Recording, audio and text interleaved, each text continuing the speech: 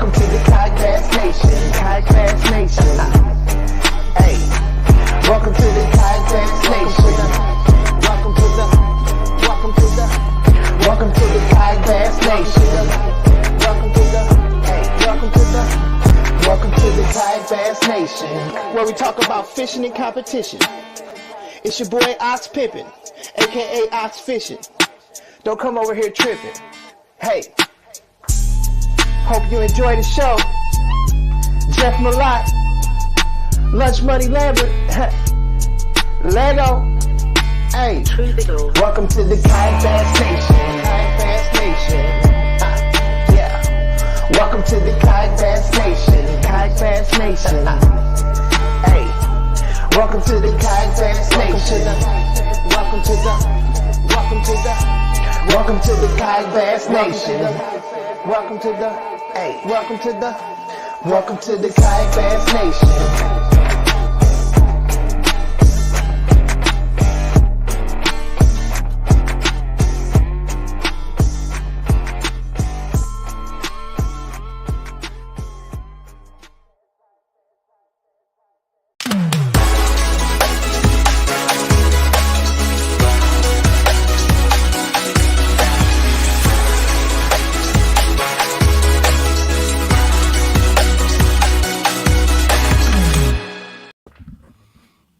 Heyo. What's up, everybody? Welcome to KBN Live. Happy Monday. Ryan, what's up, my man? How you doing? Pippin and competition, you know. Pippin and competition. Yeah. I love it. Shout out to DJ, by the way. DJ Williams. He got some new music coming out. He sent me a video the other night. It's not PG, but I like it. Yeah, man. DJ. Ox Pimpin', a.k.a. Ox Fishing. My man. Putting out some good stuff up there, man. We got a bunch of people on YouTube. YouTube comments flying in, so appreciate you from the YouTube and over on Facebook, that, I guess. Yeah, it's all the same, so you're not missing anything. Well, I mean, just to keep up with what people are saying. I don't know. Yeah, there you go. I'll throw them on the screen for you. Yeah, we were late. We were sitting here talking to our guests. If you guys saw, we've got Andy Moore, who won the All-American Series, and Day One Dill took home that one-dayer down there in Georgia. We've got both of them. We were sitting there just shooting the breeze, and I looked down. It's 7:31 or 7:32. I was wondering because, I could hear the sound when I was in the kitchen mixing my drink, and I was like, Jeff ain't going to start this thing, is he? just chatting it up. Yeah, we're just down here talking. But anyway, we got a big show tonight. We're going to have both those guys on here to talk to them about what went down over the weekend. But we got a few things to talk about first. I don't know what to get to first, I guess. You lead this one. I don't know. Right. I don't know what this new scandal is. I saw some pictures. It definitely appears to be a very similar. Yeah. So here's the deal, man. A couple times. Yeah. Right here in Arkansas, we catch cheaters, man. We catch cheaters, and unfortunately, we had another one get caught this weekend. Y'all catch them or breed them? We catch them. Then they move to Texas. So I think this one's going to move to Texas also. So be looking out, Texas. Right. I don't know what part yet, but so the season opener down in Central Arkansas this weekend, and somebody during the protest period after the event, they discovered that there was duplicate fish submitted, not by accident. 20-minute timestamp difference on the actual photos on two different fish, apparently. They have not released the name of this person yet because they're still doing some investigating, trying to figure it out. But they did go ahead and ban the person from all the clubs here in Arkansas, the NSK, Central and Northwest Arkansas. They've also relayed the name to all the major organizations that they could get in contact with. So apparently they've given this guy's name to Hobie, Bass, KBF, whoever. But through some detective work, Ryan, and by detective work, I mean I've got some friends that were in that tournament, so I saw the leaderboard Saturday, and I could see it today, so I know who the cheater was. So Gabe Brewer, allegedly, if it's you, Gabe Brewer, in the words of the Godfather, you caught... No, I'm not going to say it. No! Jim! I don't know if you can screenshot audio, but you just got screenshot. I didn't say it. I didn't say it. But yeah, so that is the name that...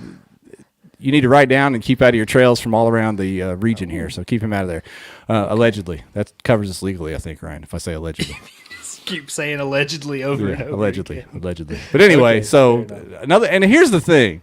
It's not even, like I was not hoping, I hate it when anyone cheats, but like if it was going to be like some crazy metadata, Photoshop, satellite imagery, but just the old trying to submit the same fish twice, come on, man. Do better than that.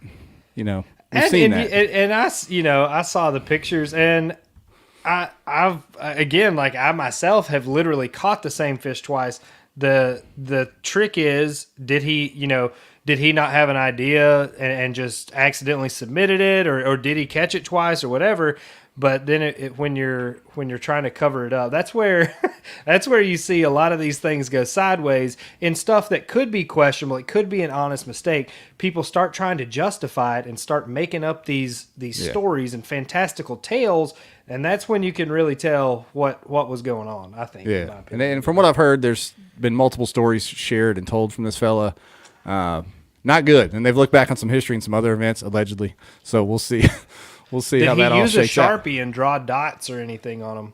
No, but from what I did see in the pictures, he was fishing from a canoe, so it was not a kayak angler technically. Okay, well, technically a kayak angler. We're good then. So we're covered. We'll put this over on our sister station, Canoe Bass Nation. Let's patent that real quick. Is that a thing? Hurry up, book it. Get that group. Somebody just bought that domain name right now. Yeah, so Katie's gonna post a link to Canoe Bass Nation real quick. So bad stuff, but good job on the folks here for catching that and tracking that down and doing what they needed to do to get rid of them. So here we go. What else we got? It's Bass Nation week, man. It's championship week. I always forget that thing's in the dead middle of the week, so we got some stuff to be watching on Wednesday and Thursday. Well, I was sitting here, obviously I got a couple friends out there that are pre-fishing it right now, and they're talking about, the bite and what's going on, and I'm like, it's gonna warm up. Y'all are gonna have a warm week, and in my mind it starts Saturday. And then I realize it doesn't matter what it does on Saturday because they won't be fishing. So sorry about that advice, folks. My bad. But we're gonna have Steve on here in a little bit to talk about what's gonna be going on with the dugout down there at the Classic once again. I know AJ touched on that last week, but excited to see what that looks like. I know you're gonna be sharing stories and pictures from down there, Ryan. Yeah, we're gonna have a good time. We're gonna have a good time for sure. Yeah. So we've got a lot of comments here. I don't want to keep these guys too long. I know Andy's got to be tired. Dylan's got to be tired. Dylan's been on the live stream for an hour because he thought we were supposed to go on Eastern time. So he texted me and said, "Are y'all running late?" And I was like, "No, dog. It's an hour from now. We're running right on time, buddy." So if you guys saw before on the post, we're doing a little REVO swag giveaway, like a shirt, hat, some croquis, whatever. All you got to do is like the page, like REVO's page, and share this live stream, and you are good to go. We may even pull somebody off of YouTube. There's so many people on YouTube. So okay, I like it. I'll see if I can figure out a way to pick somebody. Best comment or something. Just pick them. Random pick them. All right. Just make sure it's not Jim Clark because he's been on our case lately. So I know it. Make sure he don't get anything from REVO. Boat anglers over here in our business. I don't understand. They can't stay out, man. They can't. Yeah. So the REVO giveaway, of course, Dugout Bait and Tackle, the presenting sponsor. Go to dugoutfishing.com. We appreciate them. And then the drink of choice, Western Sun Vodka. Somebody said I'm on the Western Sun tonight. That's why I said that. I almost blurted out the old saying, but no, I'm not. I'm on the bottled water. I got to work tomorrow. So. There you go. I'm proud of it. But yeah, let's get Andy in here, man. Let's talk to Andy about Palestine. I've been told it's not Palestine. I was corrected. Okay. Yeah. Let's hear it. Yeah.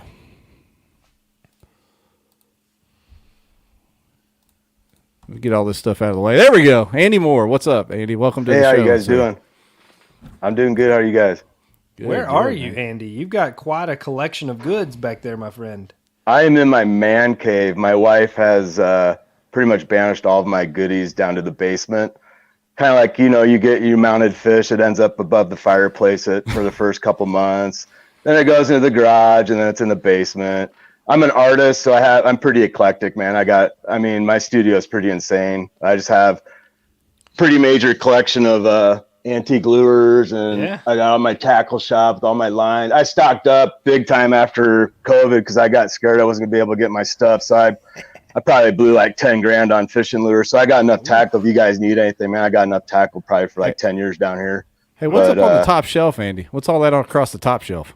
I used to do a lot of disc golf back in the day. Chase, shout out.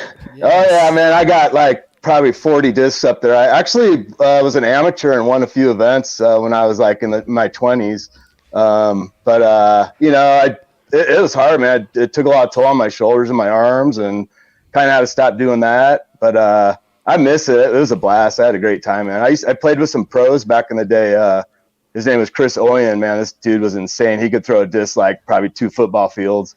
It's amazing to watch. He could like manipulate his disc through the air. It was insane. But Chase Tanner's seen some pros manipulate their disc, but it's usually in the men's room. He doesn't really not on the course so much. Right. It's just I'm a kind of a pack rat, but like an organized pack rat. So it's just my room where I can come hang and everybody leaves me alone. I like it. Ryan, he's the reverse evolution of Chase. Chase is quitting fishing and going to disc golf, and That's then very Andy has come from disc golf to fishing. That's what he's done. Yeah, man. So tell us how your little weekend run played out down there. It looked like conditions were tough. Watching the leaderboard early, we didn't see a lot happening in either tournament. Leading up to the event, I studied that. I started studying that lake probably right after our championship, Nebraska's championship. So I started studying that lake in September. So I've been really researching that lake. Never fished it before. I had a great game plan. Weather was looking great. Gonna go down there, catch some rays, get out of this Nebraska weather, 70 and 80 degrees. And slowly, as the tournament approached, the temps, I'm like, this ain't cool. It's like high of 40 and now it's 30. So, whoa. So the day before I got there, it was like 80 degrees. And then it dropped to like 28 and snow, sleet. So my first day pre-fishing, I'm like, it was freaking brutal. It was rain, wind. I hit the main lake. My plan, I had to change my plan because I was, you figured they're going to be staging, spawning back up in the north and the Kickapoo and all the arms. I was going to go way up there and, try to get some big mamas. But I knew right away that cold front was going to push them, scatter them. I knew they were going to be scattered everywhere. It was going to be hard, but I tell you what, man, that game is right up my alley because I thrive in bad weather. I'm a huge ice fisherman. It didn't even faze me, and weather like that really, really affects you mentally. And if you're not ready for it, it will totally mind, you. Yeah. Okay.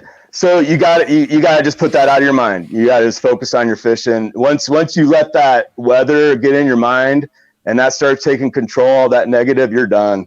You might as well pack it up because you're not even focusing on your fishing anymore. You're focused on your cold feet, your burning fingers. You can't fish. You can't feel your hands. You can't feel anything. And once you start that mind frame, you're done. You got to focus. So pre-fishing day one. Found some fish scattered. I slammed in a stump. I swear to God, every time I go to a Texas lake, I about fly over the front of do a flip like a bike, when you're a kid and hit your nuts on the handlebar and flip over. I hit this stump going about 5 miles per hour. What are you on? You're on one of those Hobie stand-up pedal boards? Hey, man. No trolling motors here. If you guys knew me, I'm a purist. I will never, ever have a trolling motor on my kayak. I give people a hard time. It's just all fun, but I'm a purist. I always use human power. But, yeah, so I hit it so hard, and then it barely goes. So I flip my drive over. I put it in reverse, so I'm going forward, but it's in reverse to try to hit another stump really hard to straighten it out. But I'm dummy here, didn't know that the rod place. So I slam into a stump and I bend it, and my rod is like that. And now my drive won't move. It's jammed. So here I am about a mile away from shore in pouring rain, two footers, white caps, and I got to paddle my Hobie 14-footer back.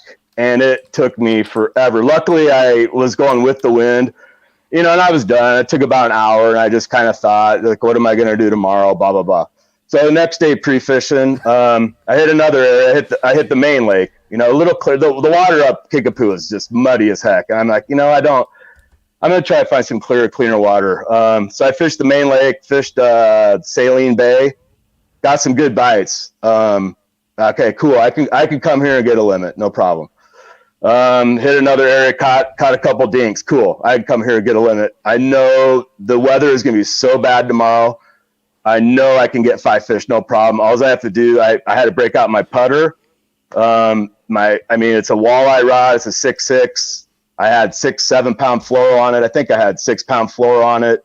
I know that's scary as hell. You buy 6 pound fluoro on purpose? If you hook in, I tell you what, man, I've been to Texas. Sometimes the bass only hit that for me. I don't know if it's the fall. it's a natural presentation. If you're using a heavy lure, man, sometimes those heavy lures just go whomp.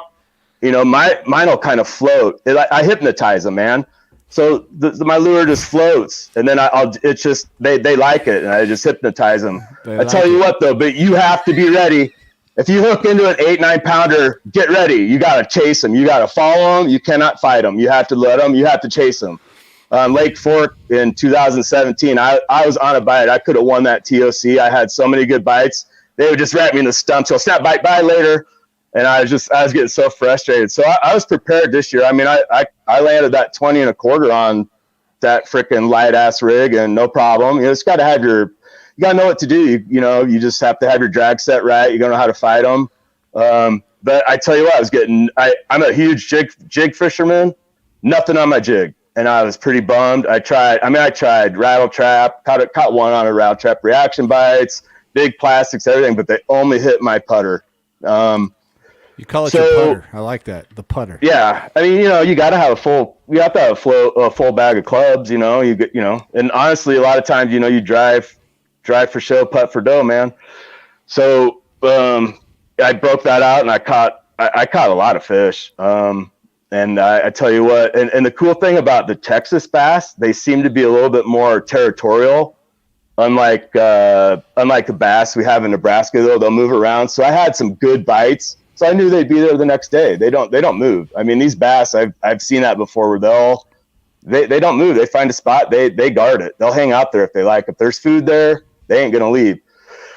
So day 2 practice, I had a good plan. And it was a better day. It wasn't raining. It was still cold. So day 1, tournament day 1, Saturday, frickin' brutal. Torrential rain all day. Winds, brutal. I mean, at the end of the day, I had pretty good rain gear. I was soaked all the way. My wallet was wet. I mean, my clothes weighed like 20 pounds when I was done. But I didn't even know. I wasn't even thinking about it. I was just fishing. I was so focused. I mean, with how I fish in those conditions, you have to be laser focused, because I was getting bites where my line would move. I couldn't even feel the fish. They were biting so light. So I had to be, you just have to be zoned. You can't, your mental game has to be sharp. You have to be so zoned. If you're off at all, you're not gonna catch. And I going into this tournament, I was just so focused. I was like, man, I tell you what, that trophy that Joshua and Tyler, those trophies, I saw that, man. I'm like, I want one of those so bad. So I mean, yeah, I just wanted it really bad, man. I've had a couple rough 3 years. I mean, I work my butt off. I study, I fish hard, and I think it finally paid off, man. Yeah, man.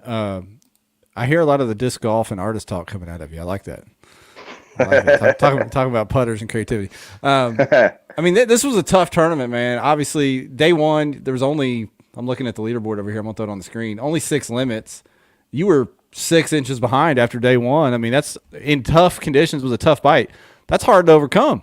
That's hard to overcome when they're biting 6 inches. So, I tell you what, yep, I was worried too, because I knew day 1, if it was my game, the weather, I thrive in that stuff. So if I put up my 5 fish day 1, I'm going to be okay day 2. But the problem is there's some hammers in this AAKS series. There's some good fishermen, and I knew if it's sunny on Sunday and it's nice, they're gonna put up 100 inches. And some guys did. I think one guy from Texas put up like 106, but he only caught like 2 fish day 1. So I'm like, I got to get some good fish day 2. So I'm gonna have to pull out. I'm gonna have to use big baits. I'm gonna have to use some big baits. I wasn't getting 8-pound line on day 2, huh? No, I was up to 16-pound test. Oh, okay.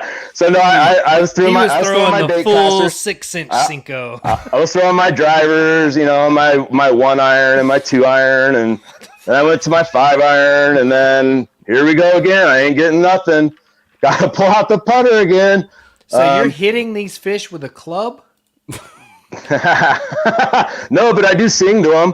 I do. I'm serious, man. I've worked alone for like 27 years, so I talk to myself, and when I'm on the water, man, I have some good conversations with myself. I sing, but I'm tone deaf, So I do not sing in public or sing in front of everybody, but I love singing. I'm a drummer. So I'm tone deaf, man. So I'm out there, and it's weird because like the fish here in Nebraska, they kind of like a little bit of the Grateful Dead, a little bit of Pink Floyd. I'll sing and they'll bite. I tried that. Texas, nothing. I'm like, I don't know any country songs. I'm not a big country fan. So I'm like, these Texas bass guy likes some country music. So I'm like, what? I was like, okay, the Doors. So I'm like, come on, now touch me, baby. Bam! I crap you not. I caught that 20 and a quarter when I was singing that. And I got him, I put him in, and then I tried some other Doors songs, but that was it, man. And all day I'm just kind of mixing up songs. But I swear to God, that bass hit after Touch Me, Baby. Jeff, I know we said that we're going to cover the All-American all season. I don't know if we can. I don't know if I'm ready for this. You telling me we can't handle Andy's energy? He's gonna win some more. I want to get him in Dark Waters and Dusty Yacker. And just turn them loose. Yeah, I love Andy's energy. This is amazing, dude. I'm so tired, man. I'm like floating right now. I haven't slept at all, so I'm feeling good right now. I go to the casino maybe and win some money. I don't know. So we got some comments. I don't know if you saw this. It says Ryan Van Tyne says it's safe to assume this guy consumes the devil's lettuce. Is it? I don't know if that's true or not. Medicinally, of course. That's the best medicine there is. Come on. I don't take any prescription drugs. That stuff kills you. That's right, man. But everybody's blowing up the comments. They love Andy's personality. So holy cow. Yeah, this is awesome. Awesome so far. Somebody said on YouTube they're buying a putter.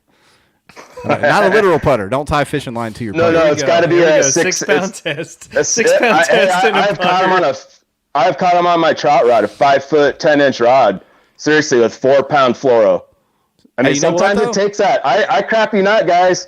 All you guys, I swear to God, all the Missouri guys, all the Texas guys, they throw this huge. It works, but sometimes it doesn't, Hey, sometimes you got to do what you got to do. One of Ryan's guys, Adam Reiser, didn't he wax him on a ice fishing rod out there with a little blade bait or something? Yep. Out of the kayak? Yep. I've done that before. That's a fact. I throw 10-pound leader on like Ned rigs. I don't give a shit. You ain't breaking me off. I don't use any not leaders, breaking man. me off, baby. You better come eat I'm that straight rope. flow. I'm straight. I figured Ryan was straight flow. braid. Yep, no leaders. I used to, man. I used to. Scotch makes me throw straight braid if I ever borrow a Ned rig rod from him. That won't happen again. Yeah. Now, if I have to break out the Ned rig, it's bad, but I am not a Ned guy. That's my putter. That's my that would be my. I don't know what I don't even have a Ned rig, really, to be honest with you. I resisted the Ned for years, but my son is a pretty big Ned fisherman, so he was kicking my butt one day. All right, man, give me one of those things. I got to try it, and then they're kind of fun, but I can catch him with my secret weapon on my putter, so I don't need the Ned rig.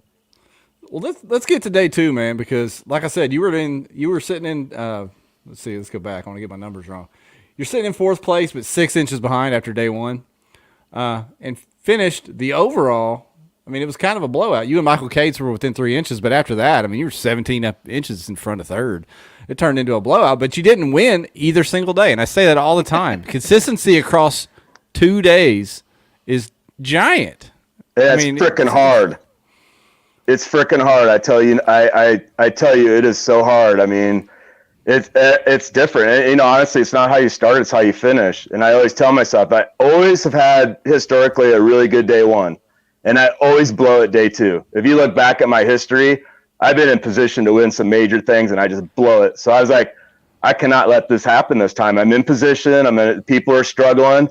If you look back, there was only 5 guys with 5 fish after day 1, and I was one of those. And then Brian Hillman from Missouri, man, that dude, he is a freaking good fisherman. If he would have had 5 fish on Saturday, he would have won it. And Brian's a good dude and a hell of a fisherman, for real. Oh man, that dude is. Hats off to him. He's a good stick. I actually was kind of worried about him. I was like, I could see that guy putting up like 108 inches and then beating me with 9 fish. But I wasn't gonna let that happen. I was in position. I didn't even think about it. I went back to the hotel. I'm just business as usual. Wake up and I just totally forgot about Saturday. Tomorrow's a 1-day tournament, and I'm going to go kick ass again.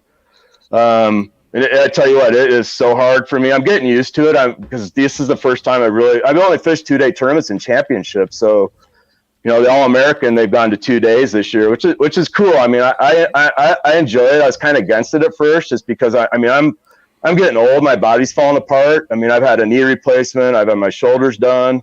I mean, after fishing for 4 days, man, I feel like I'm going to die, literally. So I'm getting conditioned more and working out more, starting to lift weights again, eating healthy. And I think that's key too, man. You know, being healthy, somebody having lied a good to you, mind. homie. You'll learn, Ryan. You'll learn over Eat time. tacos, go get some pizza, Yeah. drink a lot of beer. You're gonna be fine. Well, look at John Daly. I mean, Amen. Stay at the peak, son. Yeah, Arkansas's it doesn't first matter. gentleman. It's whatever your MO is. You know, I mean, everyone has a different method of operation, and mine's just, you know, we're all different. You know, whatever. But yeah, so I knew I had to have a really good day 2 to win this thing, man. And I was just sitting there talking to myself, seeing a little bit, going, I'm winning this thing. I had 3 fish, I think, at like noon, and I was behind. And then I'm like, if I can't catch 2 fish in 5 hours, I suck. And I did it. You know, I caught my 5K. So I'm going on a mission. I'm upgrading. I big swim baits with underspins, a big 6 cents. One of their big thuds, not the little ones, but the big ones. I was throwing that, man. And I upgraded. I caught, I think, an 18, a 16 doing that. And that was fun because I have a lot of fun doing that because it really takes a lot out of me when I'm finesse fishing. So I got to roam some docks and just sling that. I found some shad. The wind was on day 2. I was in 3 or 4 footers. I almost tipped twice. I had a roller come over my back, and I was angled down like this, and I'm casting. I hit a dock. I felt horrible, man. I wrapped my route chop around this guy's dock really bad, and I'm drifted too far away, and I had 16-pound flow on. That stuff was not breaking, man. And I was like, what if I get that cam? I'm releasing my spooner. It was the loudest sound when that line snapped, and I'm like, oh shit. I put my hand up. I'm like, sorry. But I mean, they're in Texas. They're probably inside by their fireplace. Yeah, he's running out there to get the rattle trap. He's like, hell yeah. Not even. It's still there. It'll be there till the weather warms up. They go out there and kind of. I mean, when do people come out in Texas? Like when it's 70? I mean, I don't know. Are they just hunkered down in their house? I mean, what do they do there when it gets that? I tell you what, driving. Oh my God, people had their hazards on, going 20 miles per hour on wet concrete. I'm like, get out of my way! That's wet. Move! And I'm just like, I'm looking at my wife. I'm like, I gotta concede. I can't do this because they're all honking at me and flashing their lights at me. I just gotta kind of follow them all. I mean, you know, like learn how to drive in this stuff, man. Oh, boy. Andy, I got a quick question for you. What are you doing to that fish with your thumb there? What's going on there? You know what he's doing. That's aggressive. What fish? Know what he's doing. That fish on the screen. What fish? Oh, that fish. He's trying to lengthen it. If you put it right there, it'll pop it. I am so sorry. I didn't know I was squeezing it that hard. I swear, I've had him flip out of my kayak, man, and I don't take any chances. One of them was full of eggs. I bet was that the 18. The 18 and a quarter was filled with eggs. I feel bad. I'm sorry. I didn't. We've seen the Texas death grip a few times. It's okay. Yeah, I'm a huge catch and release guy. I hate you. Sorry. I'll work on that. I am so sorry. No. We've seen it 100 times. I just thought it was funny. It's no big deal. I don't think the fish knows. They may appreciate it depending on the fish. I'm sure it does know. I'm sure it's like, dude, quit squeezing my stomach that hard. I'm like, it hurts. Yeah. Yeah, I think that's where the anal fin rule came in. Or maybe that's the whole anus. I'm not sure. Maybe. Yeah, man. My bad. Yeah, unbelievable tournament, man. And what a way to start the year for you guys. I know All-American Series, as a matter of fact, every tournament in Texas faced brutal weather conditions one way or the other so far this year, and you guys overcame and had figured it out. 2 solid days, man. We're pumped for you. Yeah, thanks, man. No, I worked my ass off for it. I deserved it. Yeah. Somebody in the comments wanted your Instagram. Do you have an Instagram? They wanted to follow you on Instagram. Instagram? What's that? Okay, never mind. Do you have an OnlyFans of just I know what it is. Fish? OnlyFans? I have kids. I have kids. I know it is. No, I don't. All right.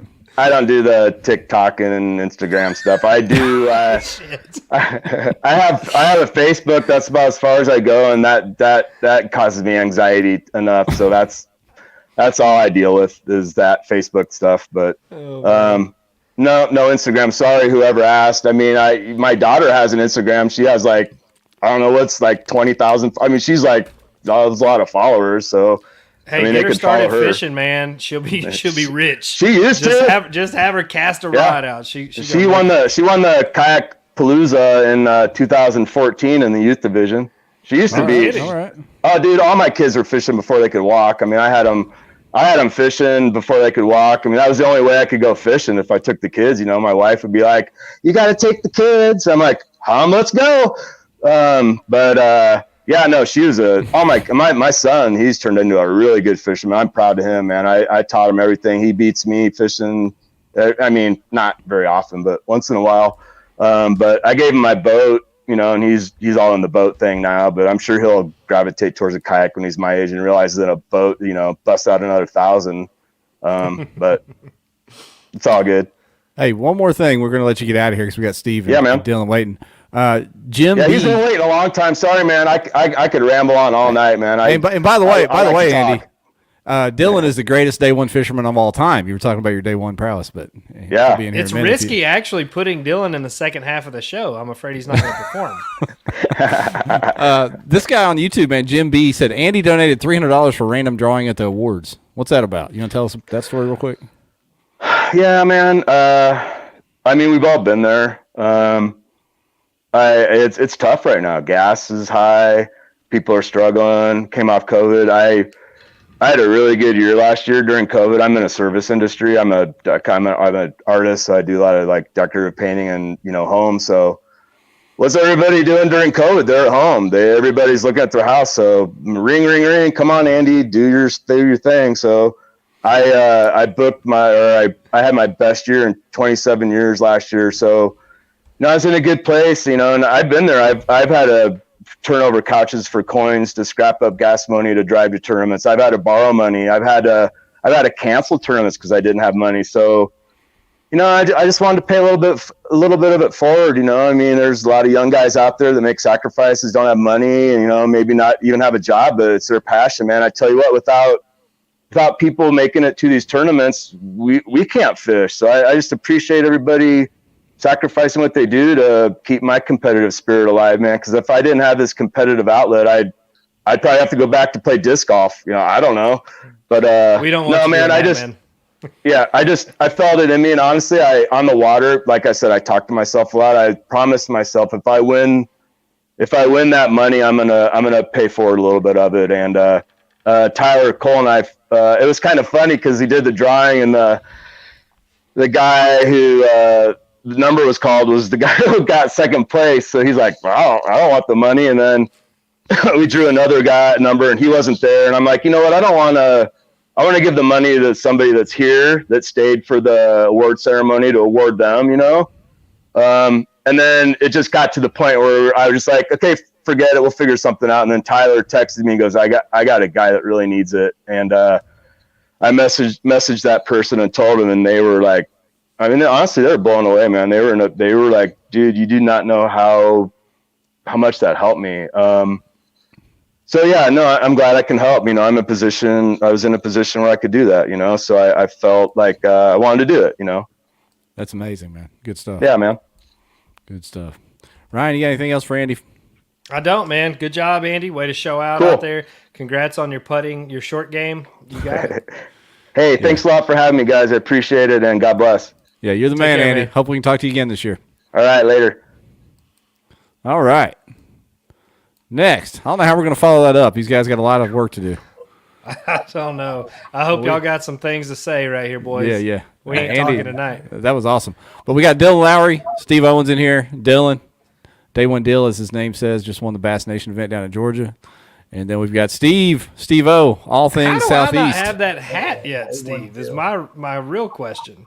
Man, I got this hat. You remember when we first started?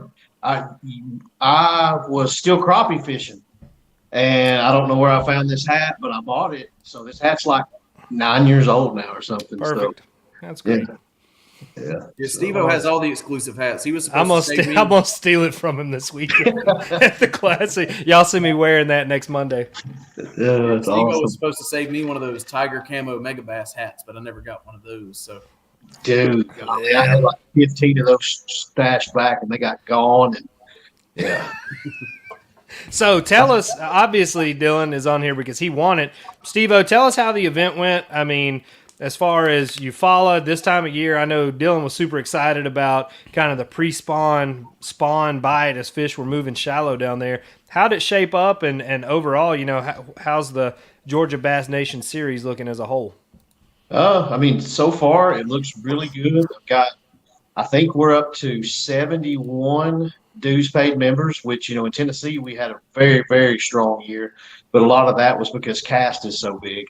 Georgia being new into the series, it surprised me so far. I mean, we had 43 in the event, but like you all know, we've had a pretty event late in, month and a half of the season. So we got a lot of people recuperating from traveling, getting ready to travel. The schedule, I talked to all of you guys about it, Dylan, his dad, some of the other Georgia people, and, we've gotten lucky, that it seems like we're going to hit all these spots at some really good key times.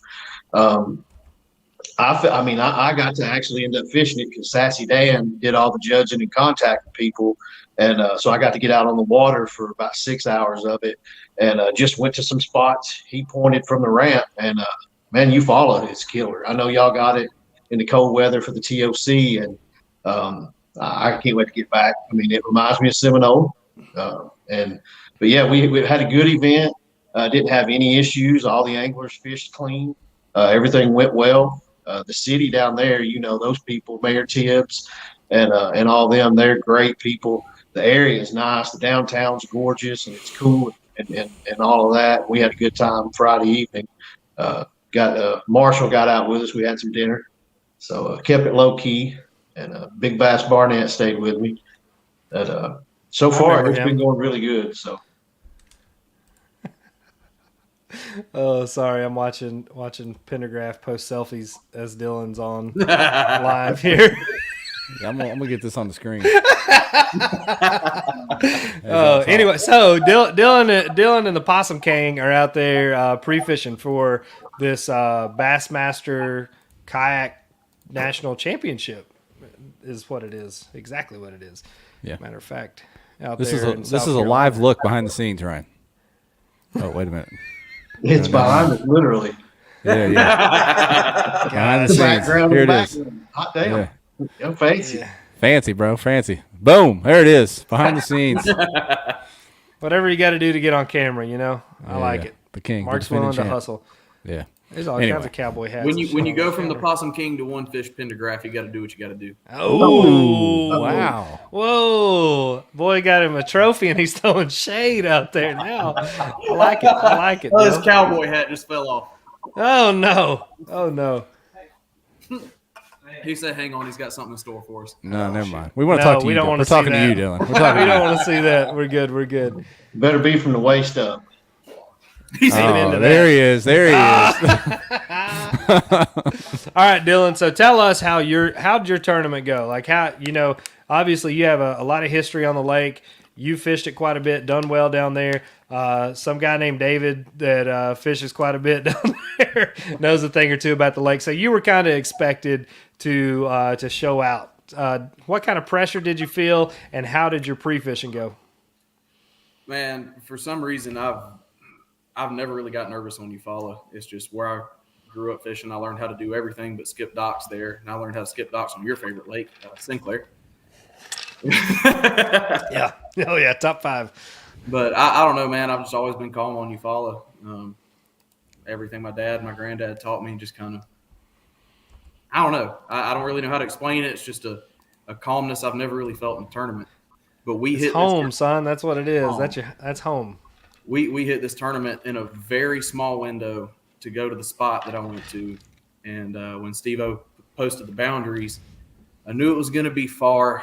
I did not realize that it was 7.5 miles upriver from where we were going to be putting in.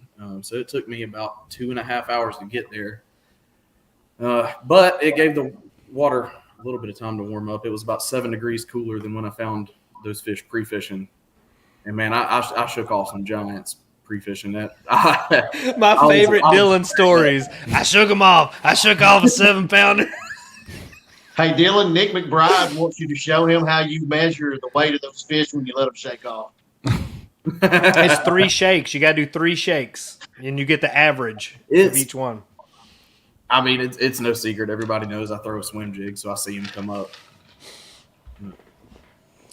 You caught some good ones. What did you find? So, you slid back in this little joint pre-fishing, but you didn't post fish for a long time. Were you catching fish and just sandbagging, or was it a slow bite? Did it take a while to warm up? No, I got in there, and I made 1 lap around the area I was fishing in and did not get a bite. I'm not going to lie, a little bit of panic started to set in, especially because I was catching them pretty quick and pre-fishing. So I sat down for a minute. I was like, man, kind of thought about what you told me. Maybe I ought to wacky rig a Cinco. So I tied one of those on, threw it for about 3 casts. I was like, man, this just isn't me. Like, I gotta throw what I know. So Fish won't eat this.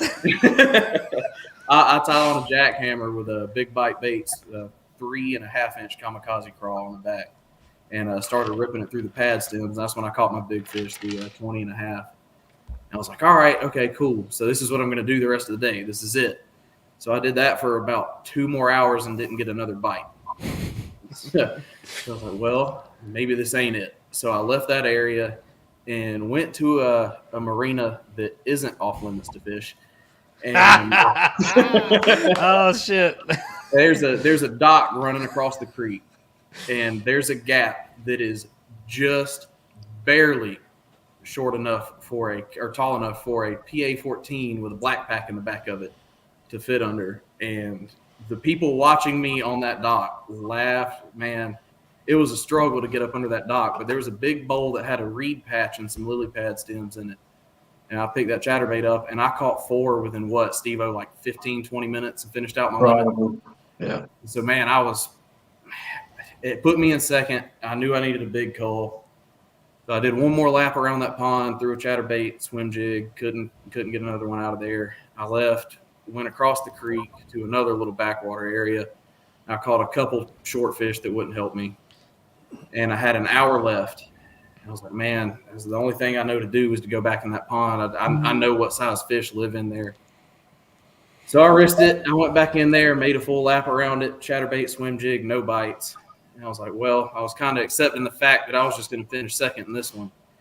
And I took all my rods down to go under the trees to get back out to the creek. And there was a willow tree laid over that wasn't in there last time I was in there. I was like, you know what?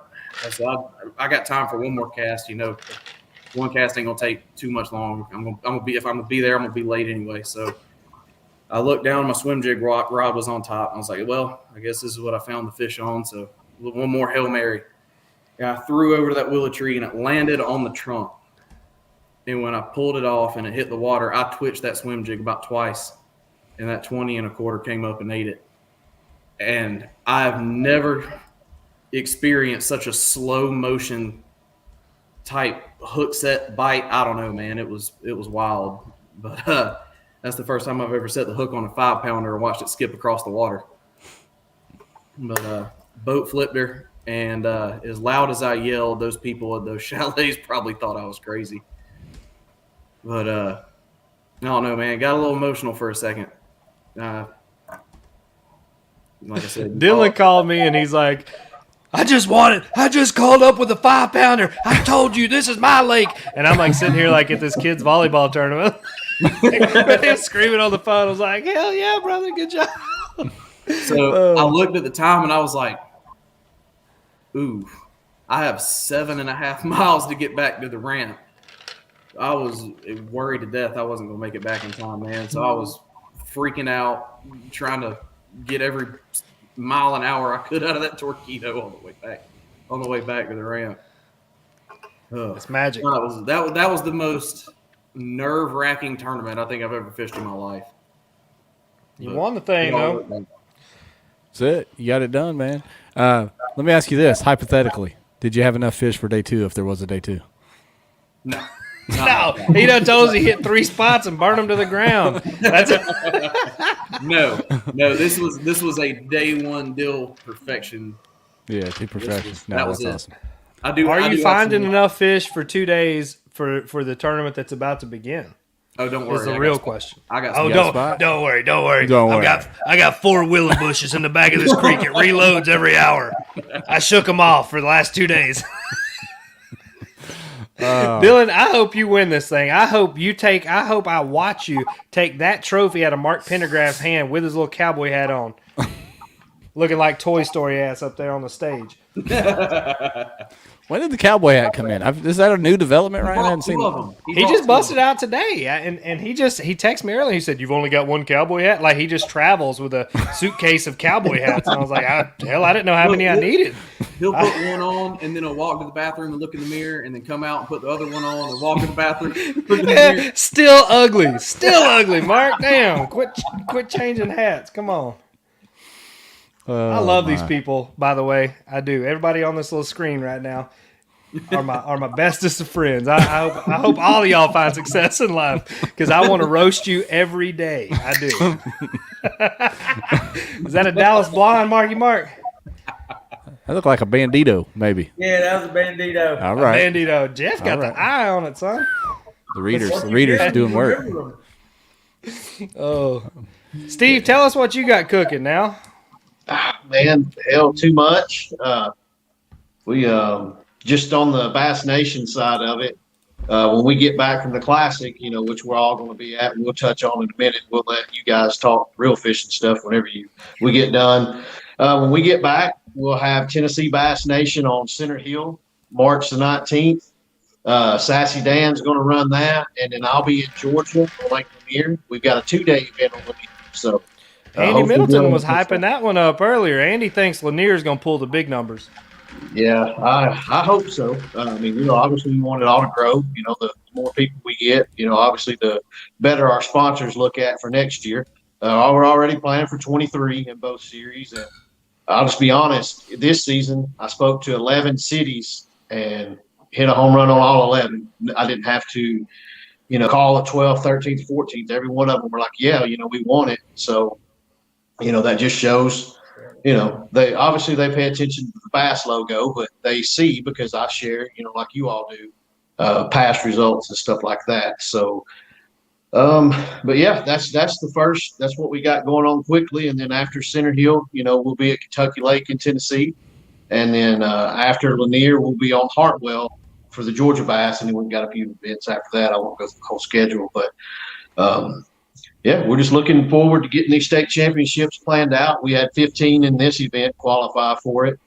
Some hammers already, so hopefully the $1,000 Angler of the Year prize from Carl Black Chevrolet will get them to come out and come after that $1,000. It's your top 3 events. So, but yeah, that's what that all's about there. And I will, kind of brag a little bit. We had the Tennessee Dale Hollow event, and that was Tom Kazmierski and Adam Reiser, first and second, Dugout boys, and Dylan just won this one. And we had Randall Wallace, I think, finished 6th. So we had 2 Dugout guys in the top 10 there. So pretty proud of that. Good job, all y'all. Good stuff.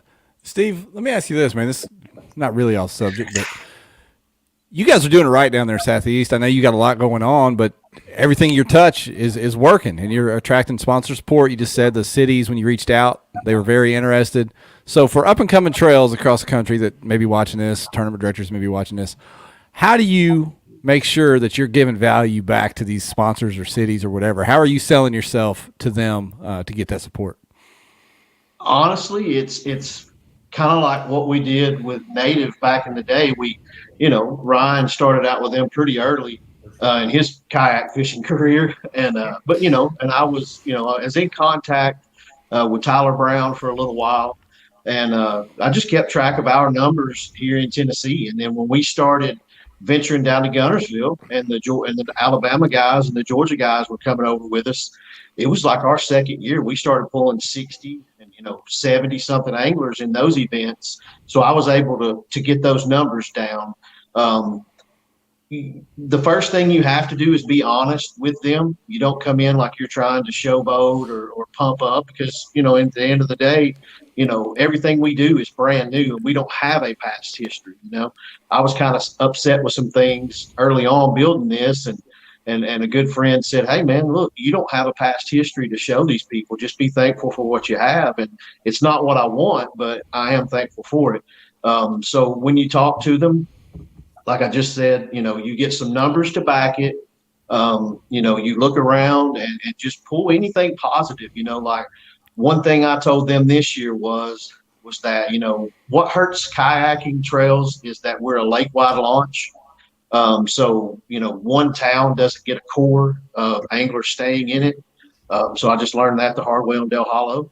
But what you can do is just talk about the pre-fishing side of it, where people come down. Like in this one, we had a lot of the Georgia guys, Barney and Paris and Otting and all of them. Some of them were down there 2, 3, 4 days pre-fishing. So, you say you might not get it in hotel revenue. That's the hardest cities to deal with, like Chattooga, for instance. They're a friend of the Dugout series, but they're 100% hotel generated. So it's hard for them to be able to do anything because you can't show that return hardly. But like here in Dayton, where there's so much to eat and do, you can just highlight there. These guys are going to be staying in town 3, 4, 5 days, and they're going to hit your restaurants and stuff. But the value that you're going to give to them, you really don't have much to offer and show them up front. And that's the sad truth of it. But I think what helps me be pretty good is that, I tell them that up front. This is new, don't know what it's going to do, but here are what each of these semi-pro or pro series that we have. Here's the numbers that they have. We're a supporting group of those things. It's the same anglers. We're a small community. And this is the mid-level where we get numbers. And then I pull in, graphics from these events and stuff like that, email them to them, get them on the phone and just put on the charm. And it works so far. Put on the charm. I think the thing that is most important with this stuff is remembering that it's a relationship with these cities. It's not a one and done, like you're never coming back. It's finding somebody, like Dylan that has a contact with the mayor of a city that will, really push for you to get the money allotment to help you host the tournament, but to put on a good show, for everybody to be respectful when they're in for this tournament and really kind of elevate the platform, show them that there is, even if you are growing, but show them that they got a good investment out of it and you put out a product that's enough to bring more back. That's what they want to see. Like, they don't want you just to come for 1 year, period. None of these cities do, or they would never offer it in the first place. It doesn't help them if they're just blowing money for one time. So I think, for tournament directors out there, make sure that you are leaving a lasting impression that they'll want to give you more money to come back again the following year. What's the old saying?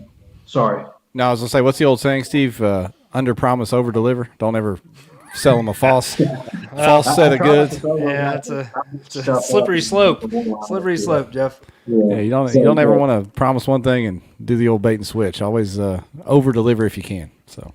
Yeah, a big thing that's helped us tremendously, I've noticed over just the last few years, is the maturity, experience of our anglers. People who were brand new 2, 3, 4 years ago, they now buy in and they trust us and they understand the ins and outs of the things because we share that with them. So now we actually have other anglers promoting us to these towns and cities before we even contact them. So they're laying the groundwork for us, and that's a huge help there. So yeah, I gotta believe, man, tournaments like the Hobie Series, when they go to a place like Toledo Bend, it's giant. I mean, it's as long as some or as big as some states. It seems like it's a giant lake, but 200 boats down there. They saw kayaks at every little podunk gas station in that dang region. I guarantee you over that that week. So towns remember that stuff, even if it's not the host city, like you said, Steve. The towns surrounding it, they remember that.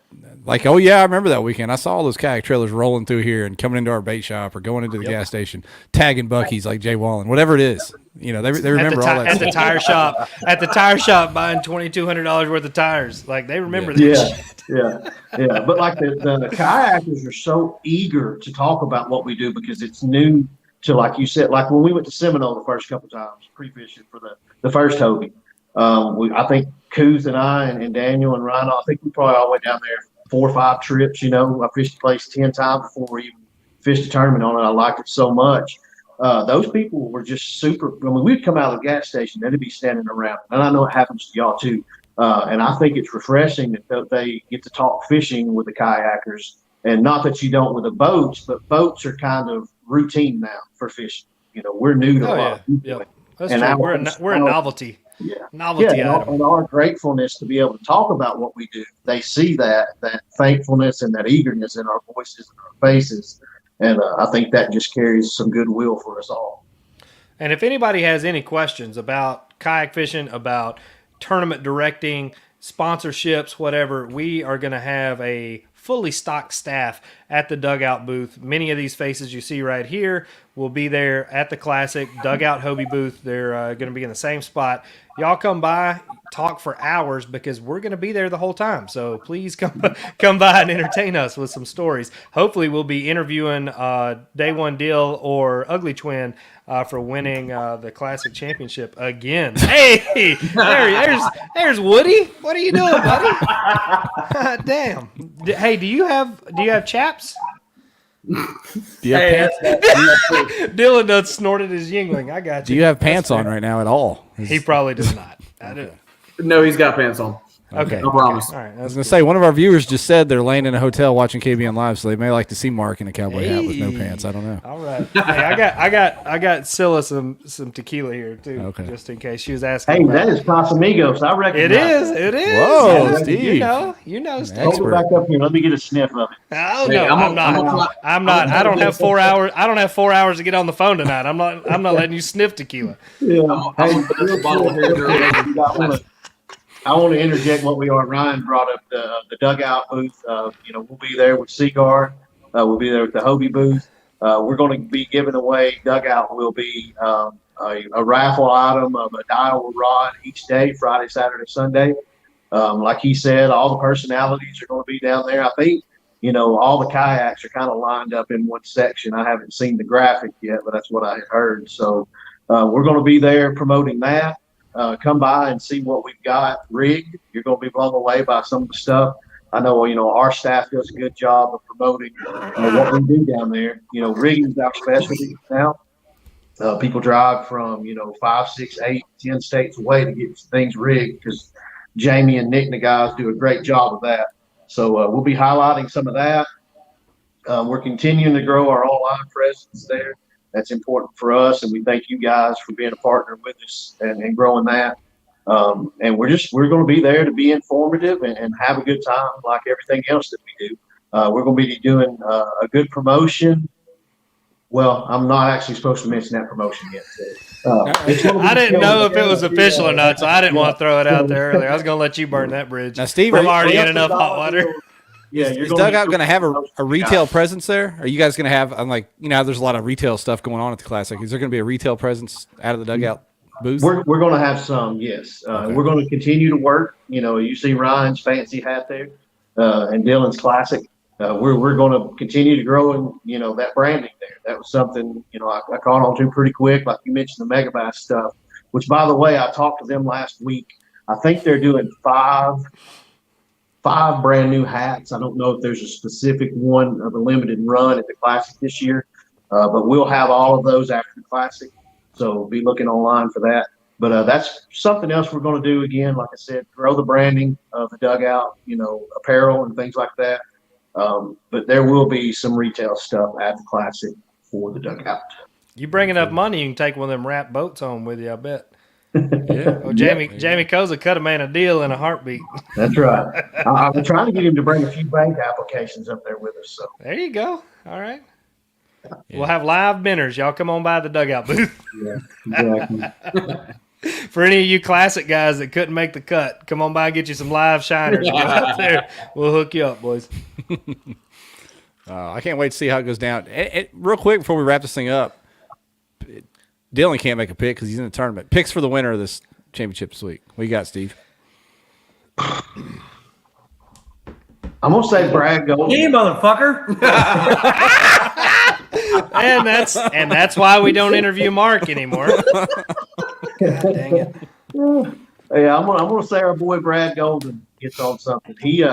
And not that he would have beat Mark, because no one on the face of God's green earth would have beat Mark last year.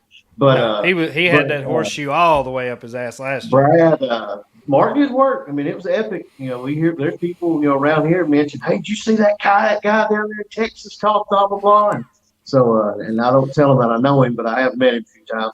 But Brad Golden, he had gotten on some really good fish too. He would have been top 5, but he had some spin outs and Terry, been trying to sun poisoning. He got sun poisoning is what he did. Yeah. So, but Brad did a pretty good job. I think Brad, and that's all honesty, not just because he's our homeboy. Chris Walters will do well.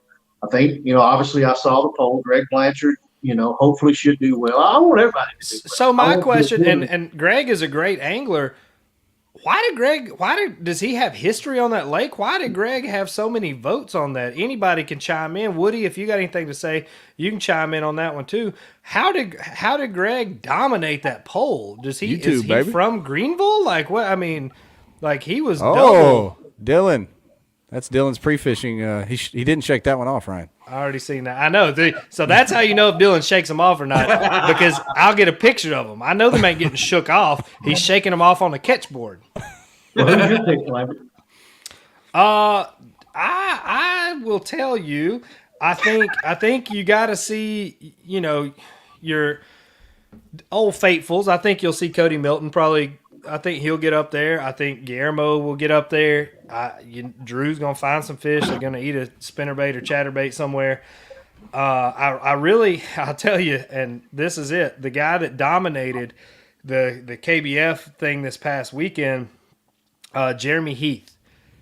And this is insider information, and I put all my chips in. If I knew how to finally pick a fantasy roster, I would put Jeremy Heath on it for this event, because apparently he is the hammer in the North Carolina, South Carolina area. So that's who I think is going to do it, Jeremy Heath. That's who I'm hanging Mark's cowboy hat on tonight, so to speak. All right. Hey, I'm gonna be a homer, dude. I'm gonna roll with the king for a repeat, or one of my old town teammates pulling it out. We were talking on the side. There's some guys over there that got a few things figured out. But anyway, it's gonna be fun. It's gonna be fun to watch. And also, real quick before we go, it's the Possum King's wife's birthday this week, man. So happy birthday to Laura. Yes, it is. Right here on KBN Live, Mark. See, we're giving her a shout out. She probably will never watch this. Happy birthday! Super nice of Mark to leave town and let her be by herself. Yeah. Happy birthday to Laura. She's one of the. She loves that. I guarantee it. She's one of the coolest and everything. Yeah, she's one of the coolest bass wives out there, man. So happy birthday to her. Absolutely. He's a competitive angler, Steve. He chases these tournaments no matter what. Yeah. That's One awesome. fish Good away. luck, Mark. Good luck, Mark. Hey, I texted you today. Good luck. I know. You can't help but like old Mark. You hang around him for a few minutes. Yep. We'll see him plenty this weekend, I'm sure. That's right. I don't leave home without him. Yeah, I'm excited about it, man. I know, Saturday, so I'm out on Friday. Yeah. Remember, Ryan, it's on Wednesday and Thursday, so we got to be paying attention on Wednesday. I know. I'll be there Thursday night. What if you win? Are you still leaving? No, I could make it. No, that's negotiable now. So when you ask who Mark's pick is, it's not himself, because he's already driving home Friday. Yeah. My money's on Baby Dill. I want Baby Dill to take it. Okay. Well, I would love to see Baby Deal. Honestly, I hope this confidence boost right before this tournament is enough to carry over into day 2. I want to see you do it. Hey, one thing's for sure. You'll see me on day 1. Boom. That's the truth. Manage That those is fish, the Dylan. truth. Manage those fish, son. He'll keep them shaking on day 1. Yeah. Shaking off. All right. Well, y'all, that was an awesome show. We started off with big energy, Ryan, with Andy. We finished. Congratulations. He had me wore out before we got here. Yeah. And we finished strong with the Possum King coming in with his cowboy hat and curse words. Appreciate you, Mark. I had to set up Ryan. I had to get him going. I appreciate that. Thank you, Mark. Anytime, Thank Lambert. you for bringing the energy to the show. Yeah. All right. Well, hey, we'll have whoever wins this thing. We'll track them down and get them on next week. I guess so, Ryan. We will, for sure. Probably a live interview while we're there. I'm going to try to snag a few people while we're there and do some recorded stuff, and we'll put out a little compilation Monday. Nice. A little compilation. That's fancy. Yeah. All right. Well, appreciate y'all. We'll see everybody next week. Y'all take it easy. Good luck, boys. Wear them out. Steve.